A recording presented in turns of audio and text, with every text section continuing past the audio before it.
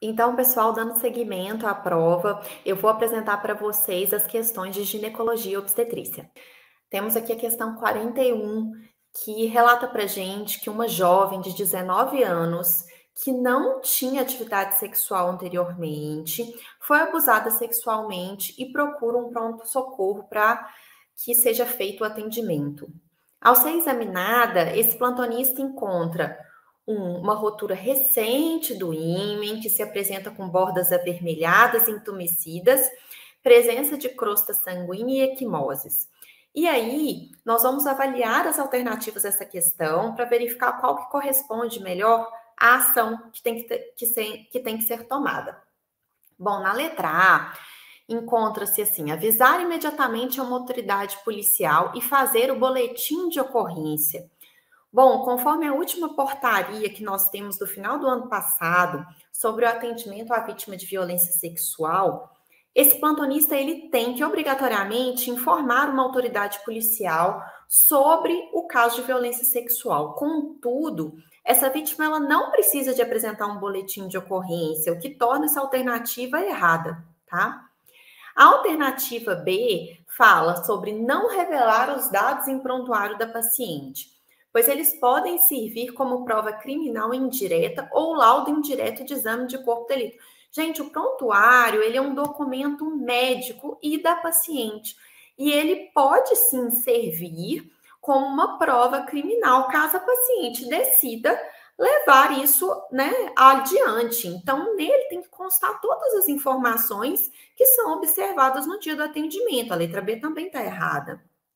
A letra C aqui mostra que o ginecologista e obstetra tem que ter noções básicas de coleta de vestígios criminais para atender adequadamente essa vítima. Gente, a letra C é a resposta correta da nossa questão. Por quê? Aqui, vejamos bem, a gente fala em noções básicas. Esse plantonista, ele não tem que ser um perito, ele não tem que fazer um laudo pericial no momento do atendimento, mas ele tem que ter noções básicas para preservar as comprovações desse crime sexual. Da mesma forma, né, torna a letra D uma alternativa errada, porque aqui está falando que os objetos inanimados, absorvente, vestes íntimas, papel higiênico, não têm que ser retidos, muito pelo contrário, eles têm que ser retidos sim, tá? E a letra E está errada por dois motivos. Um, que você não é obrigado a fazer, né, agendar um atendimento ambulatorial para essa paciente. Você pode até orientar que ela passe num serviço de atendimento dessas vítimas que tenha na cidade, mas você não tem que agendar. E o segundo erro da letra E é falar que as medidas preventivas contra a gravidez e prevenção de infecção sexualmente transmissíveis vão ser feitas só nesse atendimento. Elas são feitas no primeiro atendimento do pronto-socorro. A gente já vai fazer a prevenção de gravidez indesejada e de infecção sexualmente transmissível aí. Então, letra certa aqui da questão é a letra C. Bom, a questão 42 fala já sobre os métodos diagnósticos para detectar gonorreia e clamídia. Trago aqui para vocês em lembrança quais que são os métodos diagnósticos que a gente tem disponível para o diagnóstico de clamídia. A gente tem ELISA, PCR, a cultura em células de McCoy e a sorologia. Para o gonococo, a gente tem cultura em meio de Thyer-Martin, biologia molecular e a captura híbrida. Diante desses dados, a gente verifica que a única alternativa que contempla esses métodos diagnósticos é a letra A. As demais, todas são alternativas de meios de diagnóstico inespecíficos, tá? Exame a fresco não vai fazer isso, toque vaginal, né? Uretroscopia, biópsia de colo uterino, nada disso vai fazer o diagnóstico de clamídia e gonorreia. Então, letra certa é a letra A. Questão 43. Gente, vejamos. O enunciado da questão já dá para a gente vários sinais de suspeita de uma neoplasia endometrial. Vejamos bem. Ele relata para a gente que tem uma senhora de 65 anos, que já passou pelo período de menopausa desde os 53, obesa, com sangramento uterino de moderada quantidade e que em exame ultrassonográfico foi detectado um espessamento endometrial de 12 milímetros. Então, aqui a gente tem várias características de suspeita dessa neoplasia endometrial. Então, vamos analisar as alternativas que podem nos levar a um segmento adequado desse quadro. A letra A fala o seguinte: a histeroscopia com biópsia de endométrio é a única forma de prosseguir com esse caso. Gente, por que essa alternativa está errada? A histeroscopia, ela realmente é a melhor forma de fazer biópsia nesses casos, porque a gente visualiza a área a ser biopsiada, mas ela não é a única maneira, tá?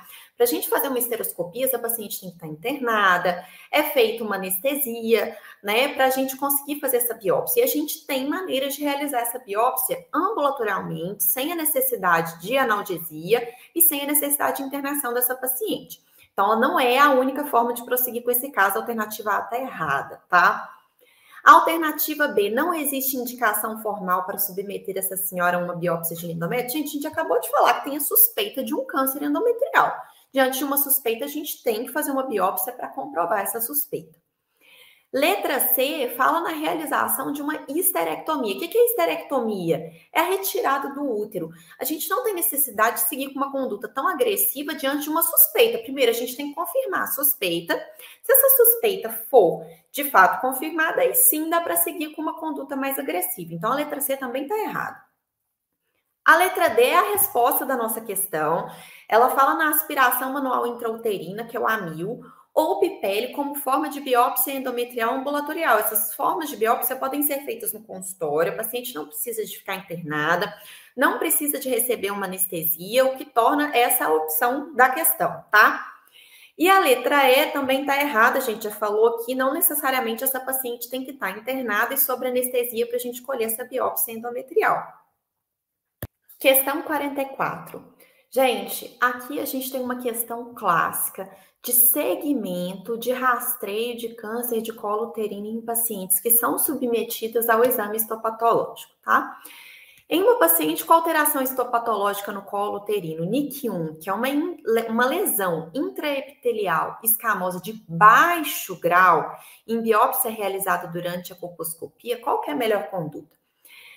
O NIC1, né, a lesão intraepitelial escamosa de baixo grau, são lesões derivadas de uma infecção pelo vírus HPV. E a gente sabe que na grande maioria das vezes, nas lesões de baixo grau, essas lesões têm resolução espontânea. Então, qual que é a conduta preconizada para essa paciente?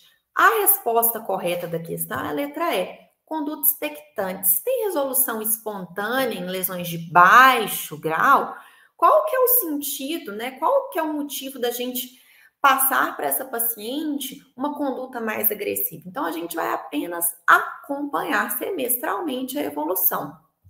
Resposta certa é a letra E. Questão 45 é uma questão bem direta, tá? Uma questão que fala sobre diagnóstico diferencial em dor pélvica crônica. Nós sabemos que a dor pélvica crônica, ela tem múltiplas etiologias, e aqui a gente tem uma paciente de 23 anos, que ao exame de toque vaginal foi identificado espessamento em região retrocervical, deslocamento do colo uterino com encurtamento unilateral e diminuição da mobilidade uterina. Gente, essa questão foi bem simples. Diante disso, esses sinais todos são sinais de acometimento parametrial dessa paciente que, diante das opções aqui, a única que responde é uma endometriose profunda, tá? Então, resposta bem direta, letra D é a resposta da questão, sem muito, né, rodeios aqui. Questão 46 já fala também, né? Continuamos aqui o assunto de endometriose, só que um pouquinho mais de complexidade, né? Que nós vamos falar sobre como que a gente faz esse diagnóstico. Na letra A, cita o seguinte: os exames de imagem são muito eficientes para visualizar as lesões pélvicas superficiais de endometriose. Gente, a alternativa A está errada, tá? Muitas das vezes a gente nem consegue visualizar nos exames de imagem essas lesões de endometriose. E isso não descarta, né, que a paciente tenha ou não endometriose. A ausência de lesões não fala contra o diagnóstico. A letra B, né, a ressonância magnética com protocolo especializado não auxilia no estadiamento da endometriose. Gente, essa opção tá errada, tá? Hoje a gente sabe que a ressonância magnética e o ultrassom pélvico transvaginal com preparo intestinal, eles são os principais exames para rastreio de endometriose e programação cirúrgica nos pacientes, né, que tem que seguir com esse tratamento. Então, a ressonância magnética está dentro, sim, né, auxilia, sim, no estadiamento da endometriose. A letra C é a pegadinha da questão. Ela fala que a videolaparoscopia continua a principal técnica de diagnóstico de endometriose. Durante muito tempo, a gente falou em videolaparoscopia como padrão ouro. Contudo, né, o que o aluno tem que ter em mente diante dessa alternativa é que a videolaparoscopia ela é um procedimento cirúrgico. A paciente tem que ser internada, a paciente vai passar por uma cirurgia, por uma anestesia geral. Então, toda paciente que você suspeitar de endometriose, você vai submeter a uma videolaparoscopia? Não, você vai submeter naquelas em que o tratamento clínico não funcionou, e aí, junto com o diagnóstico da videolaparoscopia, a gente já tem aqui o tratamento cirúrgico também. Então, a letra C está errada, tá? A letra D é a resposta da nossa questão. O ultrassom pélvico transvaginal com preparo intestinal é um ótimo método de detecção de endometriose, tá? E a letra E tá errada, é bem, né, fácil da gente entender porque que tá errada, que nunca que a suspeita clínica e o exame físico vão perder a sua importância, né? A clínica continua sendo soberana aqui para o diagnóstico. Resposta correta, letra D. Gente, a questão 47 é uma questão bem decoreba, tá? Ela quer saber qual é o significado de categoria 3 na classificação de Behards. E eu trago aqui para vocês a tabela do Behards. E o que é a categoria 3? É aquele nódulo provavelmente benigno. Diante disso e observando as nossas opções, a única resposta possível é a letra B, ó, achados provavelmente benignos. A letra A, anormalidade suspeita, não é. Letra C, incompleta, não é. Letra D, achados benignos, também não. E altamente sugestivo de malignidade, também não. Então, letra correta aqui é a letra B, resposta da questão. Questão 48 é uma questão muito mais de pediatria, a meu ver, do que uma questão de ginecologia, mas vamos lá para a gente analisar. Na avaliação da puberdade, a gente usa o critério de Tanner. Então, a gente já exclui automaticamente as letras C, D e E, tá? E a questão descreve uma garota com projeção da papila e areola acima do contorno da mama. Então, a gente tem um duplo contorno e pelos escuros, crespos e grossos, características de pelo do adulto já, mas só apenas nos grandes lábios, na sínfise púbica e no períneo. Vamos lá para a classificação de Tanner. A que corresponde a esse grau de desenvolvimento mamário é o M4, tá? E a que corresponde a essa distribuição de pelos é o P4, porque tem já a distribuição de pelo do adulto, contudo, raiz de coxa, né, virilha, não apresenta ainda essa distribuição. Então, a resposta da questão é a letra A. A questão 49, ela já fala um pouquinho sobre a síndrome da bexiga dolorosa ou cistite intersticial.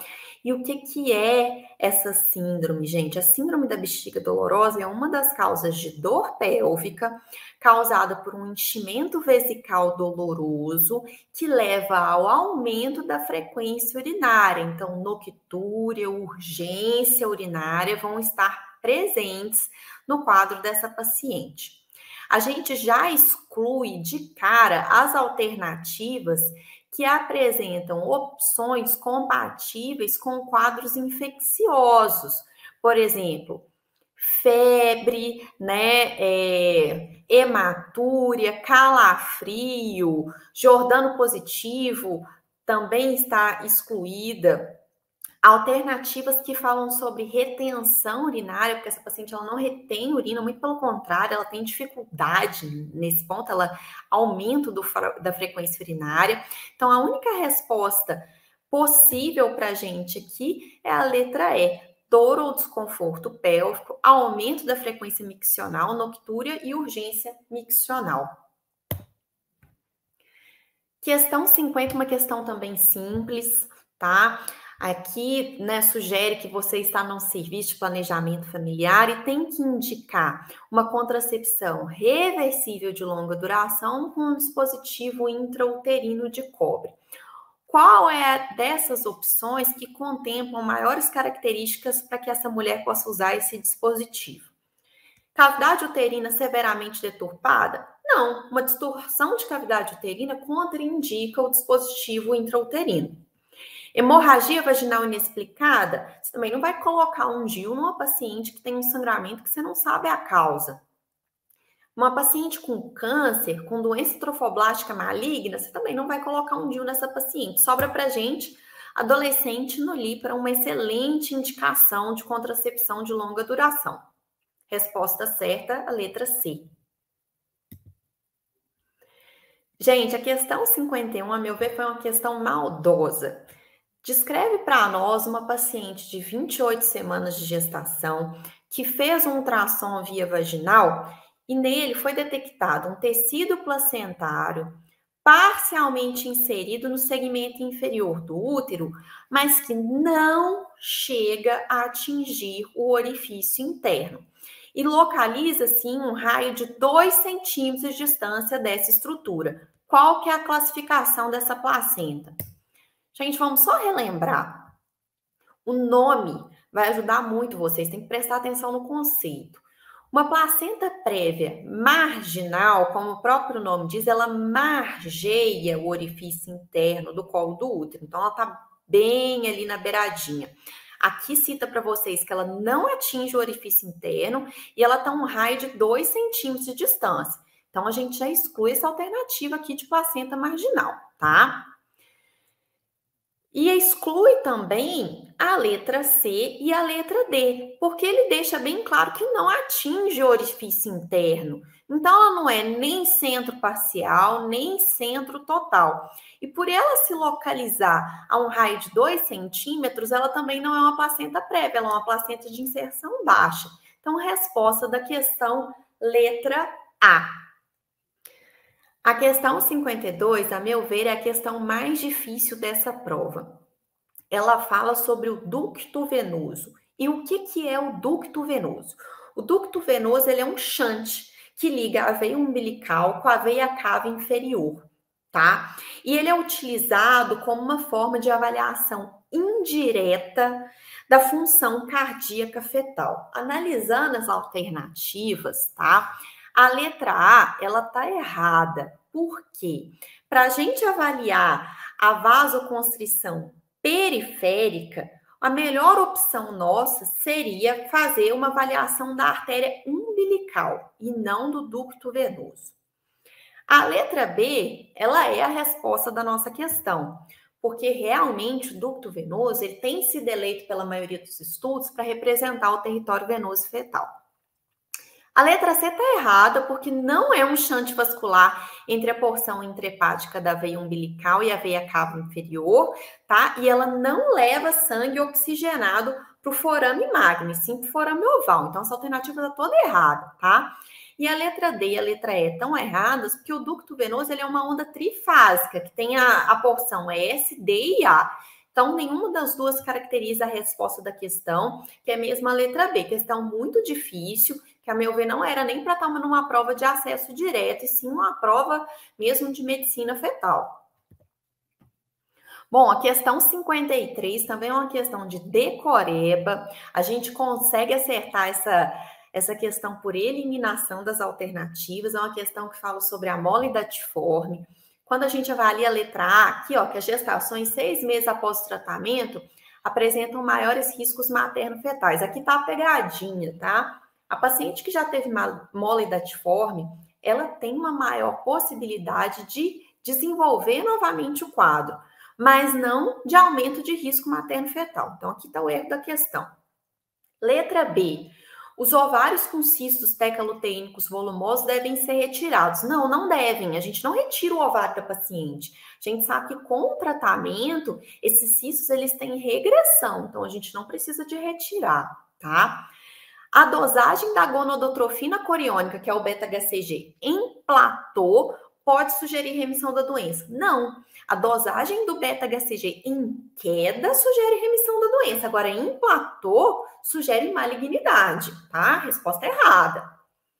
A ausência do desenvolvimento embrionário melhora o prognóstico da doença. Não. A ausência de desenvolvimento embrionário fala a favor de uma mola completa e a mola completa está mais relacionada a quadros de malignidade. Então, a resposta da questão é a letra E. A mola parcial tem citogenética triploide, na maioria das vezes, é a resposta da questão.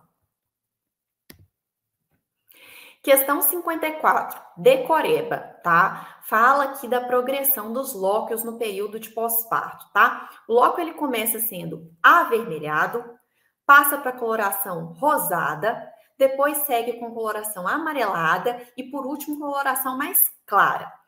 Então, ele é rubra, de vermelho, fusca, flávado amarelada e algo da coloração mais clara. Decoreba por essa questão, não mede conhecimento de ninguém. Questão 55 fala pra gente sobre a conduta diante de um parto tactóxico, né, de distose por hiperatividade. Qual que é a melhor conduta a ser feita? Bem, vejamos aqui a pegadinha no enunciado. Ele avisa que é um parto tactóxico, mas sem obstrução à passagem do feto. Então, automaticamente, a gente já elimina a alternativa letra A, porque se não tem obstrução à passagem do feto, esse feto pode nascer via vaginal. Então, letra A não é a opção correta. Letra B e letra C, a gente também dispensa, porque a amniotomia, que é a rotura artificial da bolsa amniótica, ela acelera o trabalho de parto. Você já está diante de um trabalho de parto tactóxico, acelerado. Para que você vai acelerar ainda mais? Não existe motivo. Então, a letra B e a letra C estão erradas. Assim como a letra D. A ocitocina em bomba de fusão vai aumentar a frequência das contrações e vai acelerar ainda mais esse parto. Então, não tem motivo nenhum. A gente já tem ocitocina de sobra nessa paciente. Qual que é a resposta correta? Amniotomia tardia, analgesia precoce, para que essa paciente não tenha tanta dor durante o trabalho de parto, uma revisão cuidadosa do canal de parto e observação rigorosa do recém-nascido, porque esse feto tem mais chance de ter uma hemorragia ventricular e de ter um sofrimento fetal. Resposta da questão é a letra E. Vamos para a questão 56, que fala sobre as recomendações da Febrasgo diante do hipotiroidismo gestacional. A letra A já joga para a gente que é necessário uma suplementação de iodo. Gente, a gente só suplementa iodo em pacientes que moram em áreas carentes de iodo. Fora isso, não existe necessidade nenhuma, tá? Letra B. O tratamento do hipotiroidismo clínico é contraindicado. Gente, se você tem hipotiroidismo clínico, você vai tratar. Independente do valor TSH dessa paciente, você tem que tratar. Letra C. As gestantes com TSH acima de 2,5 devem ser avaliadas quando presente de anti-TPO. Gente, essa é a resposta da questão, tá? Febrasgo recomenda que em TSH acima de 2,5 você tem que pesquisar anti-TPO e se anti-TPO positivo, você tem que tratar essa paciente, tá? Letra D. O hipotiroidismo subclínico não deve ser tratado se o anti-TPO for positivo e o TSH estiver acima de 2,5. A letra D é o contrário da letra C, que é a resposta da questão. E a letra E fala que para o ajuste do tratamento, o TSH tem que ser mantido entre 4 e 6. E não, o TSH ele tem que ser mantido entre 2,5 e 3. Acima disso, a gente tem que fazer ajuste de dose de medicação. Letra C, resposta da nossa questão. Bom, questão 57 também foi dolorosa aqui, porque pegou decoreba, canto de livro, fala sobre depressão pós-parto. E de cara a gente tem a resposta da questão aqui na letra A. Ela fala sobre essa escala de depressão pós-natal de Edimburgo, que é realmente por ela que a gente faz, né? Que os artigos recomendam a avaliação da paciente, um canto de livro aí, mas infelizmente tá aí. As outras alternativas falam sobre, né, a letra B, o rastreio da depressão pós-parto pela escala PTSD-C. Essa escala é utilizada para avaliação de transtorno de estresse pós-traumático, então tá errada a letra B. Letra C, não necessariamente o psiquiatra tem que fazer esse diagnóstico, o obstetra ele pode fazer esse diagnóstico, então a letra C também tá errada. A letra D está errada, porque quem faz o diagnóstico é o médico e não a enfermeira obstetriz. E a letra E está errada porque fala que fadiga, alterações alimentares e distúrbios do sono não são comuns no pós-parto. Então, são sintomas presentes na grande maioria das pacientes. Resposta da questão letra A. Pessoal, a questão 58 é uma questão puramente clínica. Eu ressalto aqui para vocês que a asma ela é tratada do mesmo jeito na paciente gestante, não muda em nada, nem a classificação, nem o tratamento. E essa questão pede para a gente falar, né, a alternativa que preenche todos os critérios de controle da asma. E quais que são os critérios de asma controlada? É uma paciente que tem uma atividade da doença limitada, faz uso de broncodilatador menos de 2 vezes na semana, não tem despertar noturno e tem sintomas diurno menos de 2 vezes na semana. Diante disso, a alternativa que contempla essas opções é a letra C. É uma questão que poderia estar na prova de clínica médica, não precisava de estar aqui para gente. Bom, a questão 59 é uma questão que exige atenção, que fala sobre os critérios de interrupção de gestação, de via de parto em pacientes que possuem HIV, tá? A letra A, gente, ela tá errada. Por quê? A cesárea eletiva está indicada com carga viral maior ou igual a 10.000 COPs e deve ser realizada entre 37 e 38 semanas. A cesárea, ela está indicada em carga viral acima de 1.000 e não de 10.000. E ela deve ser realizada a partir de 38 semanas, tá? A letra B é a resposta da nossa questão. Pacientes com carga viral acima de 1.000 que estão em trabalho de parto com a membrana íntegra e com dilatação menor que 4 centímetros, né, um trabalho de parto inicial, a gente realiza a cesárea visando a prevenção de infecção fetal, tá? Letra C tá errada porque a gente nem olha valor de CD4, tá? A gente olha carga viral. A letra D também está errada, que está falando que a via de parto é de indicação obstétrica em gestantes com carga viral menor que 10.000. É indicação obstétrica em carga viral menor que 1.000, tá? E letra E, em hipótese alguma, você vai inibir um trabalho de parto numa paciente com carga viral acima de 1.000, com bolsa rota ou com dilatação. Você vai fazer o parto dessa paciente por via alta o mais rápido possível. Resposta certa da questão é a letra B. E aqui a última questão dessa prova aí sofrida é essa questão sobre avaliação de líquido amniótico em gestação gemelar. E de cara a gente consegue eliminar 3 alternativas aqui. Por quê? Numa gestação gemelar, a gente não usa o ILA, que é o índice de líquido amniótico, para avaliar a quantidade de líquido dessa paciente. O ILA ele é utilizado para gestações únicas, de um bebê só, que a gente consegue fazer a divisão, né, em 4 quadrantes e calcular esse somatório. Em gestação gemelar, a gente utiliza o critério de maior bolsão. E o maior bolsão, ele tem que estar entre 2 e 8 centímetros. Então, a resposta dessa questão é a letra D. A letra E está errada porque fala que tem que estar maior que 5 e é entre 2 e 8. Letra D, resposta da nossa questão. E assim a gente chega ao fim da prova de ginecologia e obstetrícia.